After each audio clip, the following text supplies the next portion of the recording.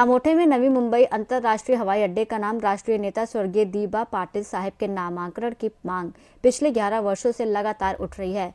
महाराष्ट्र विधानसभा ने इस मांग को स्वीकार कर नामांकन का प्रस्ताव पारित कर केंद्र सरकार को भेजा, लेकिन पिछले 3 सालों से केंद्र स्तर पर कोई निर्णय नहीं लिया गया।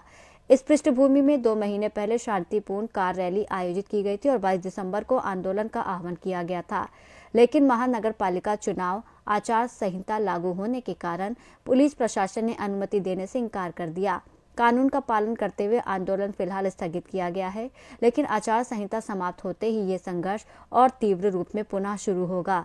इस बार केंद्र मंत्रालय तक इसे ले जाने का संकल्प लिया गया है। 25 दिसंबर को हाईवे अड्डे से विमानों की उड़ानें शुरू होने के बावजूद राज्य के 5 तटीय जिलों की जनता अपने गांव और मंदिर परिसरों में काले झंडों के साथ शांतिपूर्ण विरोध दर्ज कराएगी।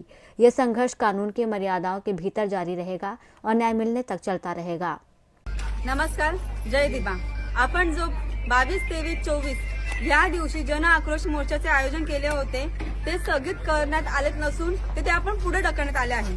आचारसंहिता लागल्यामुळे आपण जरी आंदोलन तिथे घेऊन गेलो तरी आपल्याला पाहिजे असा न्याय मिळू शकत नाही, कारण कॅबिनेट मंत्र्यांमध्ये कोणत्याही प्रकारचा बदल करता येत नाही। त्यामुळे आपण तिथे जाऊन शक्ती प्रदर्शन करू, पण आपल्याला न्याय मिळणार नाही। गेल्या 20 वर्षापासून आपण बरीच आंदोलन काढली, पण आपल्या आंदोलनाला यश आलं नाही। त्यामुळे आम्ही बाळामामांना सांगितलं की जो आंदोलन कराल तो एकदम तीव्र आंदोलन झालं पाहिजे आणि त्याची झळ पूर्ण महाराष्ट्रात पोहोचली पाहिजे।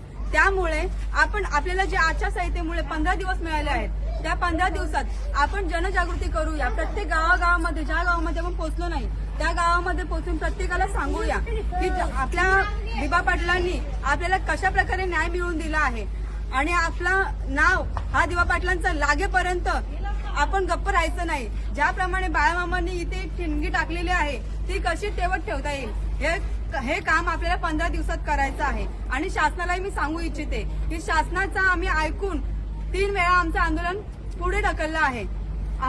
शासनाला आम्ही सांगतोय, जर तुम्ही असं पुढे ढकलण्याचं कारण कराल, ही दीबा पाटलांची जळ प्रत्येकाच्या मनात पोचलेली आहे आणि ती जळ त्या जळचा वणवा कसा होईल हा तुम्ही जर बघायचा प्रयत्न कराल तर येत्या जेव्हा आचारसंहिता संपेल तेव्हा तुम्हाला कळेलच भूतोन भविष्यती असं हा आंदोलन होणार आहे। तेव्हा तीव्र आम्ही निषेध करण्यासाठी धडक मोर्चा काढत आहोत मंत्रालयावरती। मग आम्ही दाखवतो भूमिपुत्र कोण आहेत ते।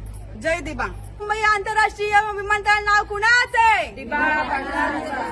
नवी मुंबई आंतरराष्ट्रीय विमानतळ नाव कुणाचे? दीबा पाटलांचा। अमर रहे, अमर रहे दीबा पाटील, अमर रहे, अमर रहे, अमर रहे दीबा पाटील, अमर रहे। सरकारला कळकळीची विनंती आहे, जर तुम्ही आम्हाला जन आक्रोश दिंडी मोर्चा काढून देण्याची परमिशन देत नसाल आचारसंहितेमुळे, तर आचारसंहितेमुळे तुम्ही विमानही उडून देऊ नका।